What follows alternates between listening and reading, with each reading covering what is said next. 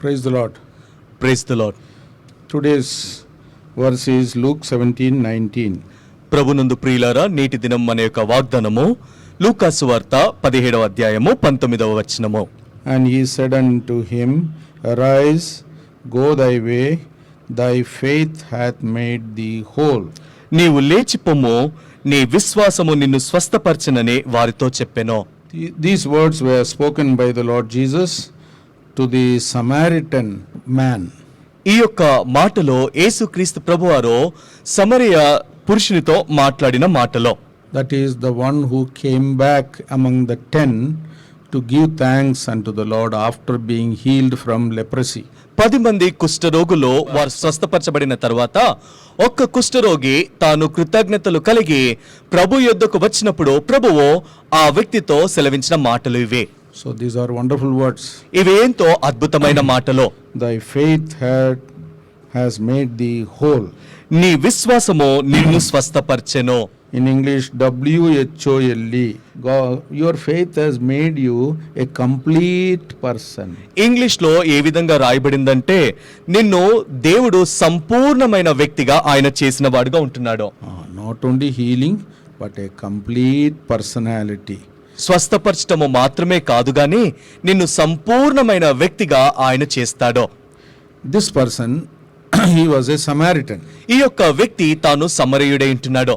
Samaritans were neglected race among the Israelites. ఇజ్రాయేలీయుల ప్రజల్లో సమరయుల వంశము అది ఎంతో తృణీకరించబడిన వంశము, తక్కువగా చూడబడుతున్న వంశము. Because they married with other nations.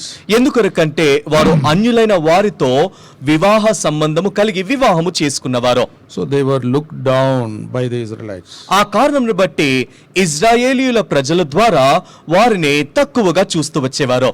So we can say this person had no respect from the people. కాబట్టి మనము దీని ద్వారా ఏమర్థము చేసుకోవచ్చు, ఈ యొక్క వ్యక్తికి ప్రజలలో ఎలాంటి మర్యాద కూడా లేదు. But he was the one who came forward to honor the Lord. కానీ ఇలాంటి వ్యక్తి అయినప్పటికీ కూడా ప్రభువుని గణపరచటానికి తాను ముందుగా తాను వస్తున్నాడు, ప్రధానుడిగా ఉంటున్నాడు. So this is a lesson for us. కాబట్టి ఇది మనకు ఒక గొప్ప పాఠముగా ఉంటుంది. Though people may not honor us, we should expect or wait or long for the honor which comes from God alone. మనము ప్రజలు మనలను గణపరచాలని దాని కొరకు మనము చూడకూడదు, కానీ దేవుని యొక్క ఘనత, దేవుని యొక్క మెప్పు కొరకు మనము ఆశిస్తూ దాని కొరకు మనము ఎదురు చూసేవారముగా ఉండాలి. Then we'll be blessed people. అప్పుడు మనము నిజముగా ధన్యులమై ఉంటాము. This person coming back alone to give thanks to the Lord also shows that he wanted the respect and honor from the Lord only. ఈ యొక్క వ్యక్తి తాను ఒంటరిగా ప్రభు యొద్దకు తిరిగి రావటము తన యొక్క మనసు ఏ విధముగా ఉందన్న విషయం సూచిస్తుంది. తాను ప్రభుని గణపరచాలి, ప్రభు యొక్క మర్యాద తాను పొందాలి అన్న ఆశ కలిగి తానుంటున్నాడు. In John 5:44, యోహాను రాసిన సువార్త 5వ అధ్యాయము 44వ వచనంలో రాయబడింది, How can ye believe which receive honor one of another, and seek not the honor that cometh from God only? అద్వితీయ దేవుని వలన వచ్చు మెప్పు కొరకు ఒకరి వలన ఒకడు మెప్పు పొందుచున్న మీరు ఎలాగూ నమ్మగలరో, నేను తండ్రి యొద్ద మీ మీద నేరము మోపుచున్నానని తలంచుకుడి. So this is a lesson for us. ఇది మనకు పాఠముగా ఉంటుంది. We should not so much be concerned about the honor which comes from man, but only be longing and desiring and aspiring to see that we get honor from God only. మనుషుల యొక్క మెప్పు మనము పొందటానికి ఏమాత్రము కూడా ఆశ కలిగి దాని కొరకు ప్రయత్నించకూడదు, కానీ మన యొక్క దేవుని యొద్ద నుండి, ప్రభు యొద్ద నుండి మనము మెప్పు పొందవలని దాని కొరకు మనము ఆశ కలిగి ఉండాలి, దాని కొరకు మనము ప్రయత్నించి ప్రయాసపడే వారముగా ఉండాలి. Then our spiritual life will be very fruitful. అప్పుడు మన యొక్క ఆత్మీయమైన జీవితము ఎంతో ఫలభరితముగా ఉంటుంది. This man came forward and he worshipped the Lord. ఈ యొక్క వ్యక్తి తాను తిరిగి వచ్చి ప్రభువును ఆరాధించినట్టుగా చూసుకుంటాము. So those who truly honor the Lord, worship the Lord, they are the true believers worthy of heaven. ఎవరైతే ప్రభుని గణపరచ గోరుతారో అట్టివారు వారు ఆరాధించే వారుగా ఉంటారో, ఆరాధించు వారు ఆత్మీయులు, వారు నిజమైన పరలోక సంబంధులుగా ఉంటారో. It is sad to see in many churches people are not given chance to worship God individually. అనేకమైన సంఘాలలో నేటి దినములో గమనించినప్పుడు వ్యక్తిగతమైన ఆరాధన సంఘములో చేయకుండా నిరాకరిస్తుంటారు. So it is good to give chance to the believers to worship individually, audibly, so that it be an exercise for them and they'll be strengthened also.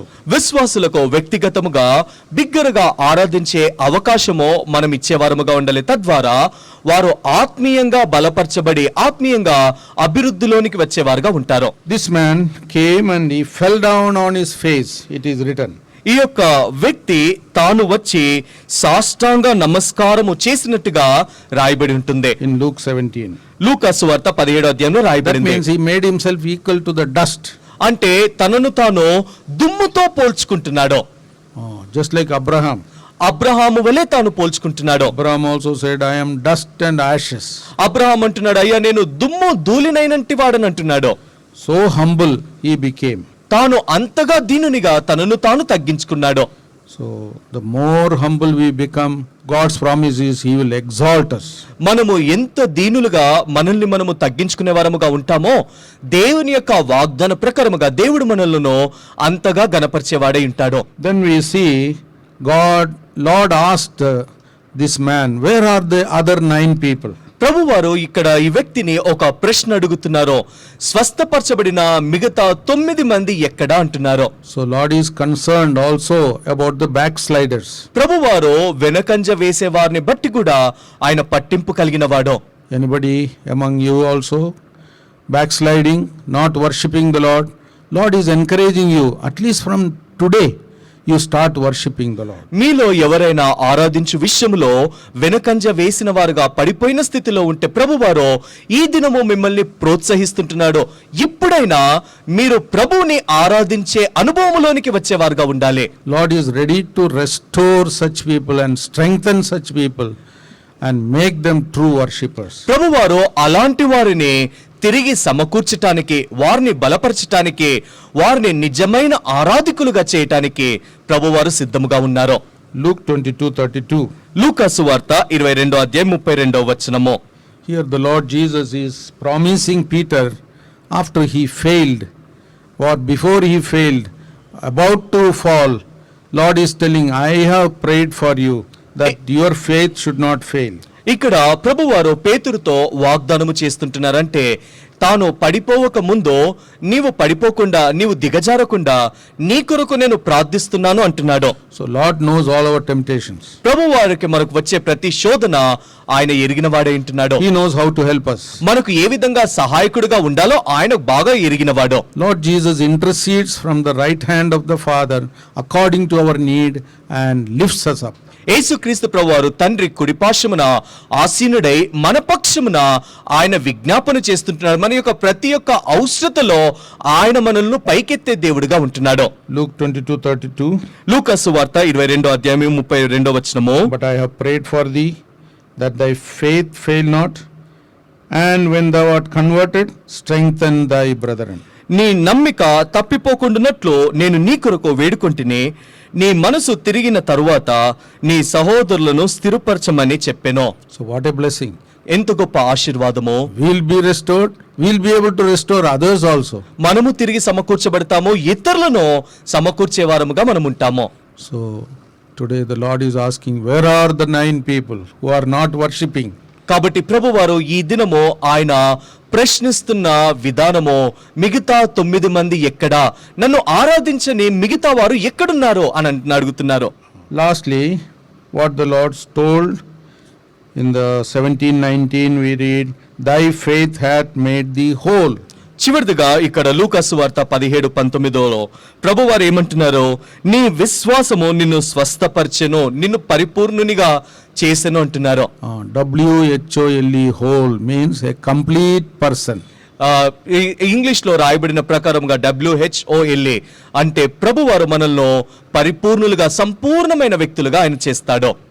In one sense, other 9 lepers, they were healed, but they went home with half fingers and flat nose and half ear.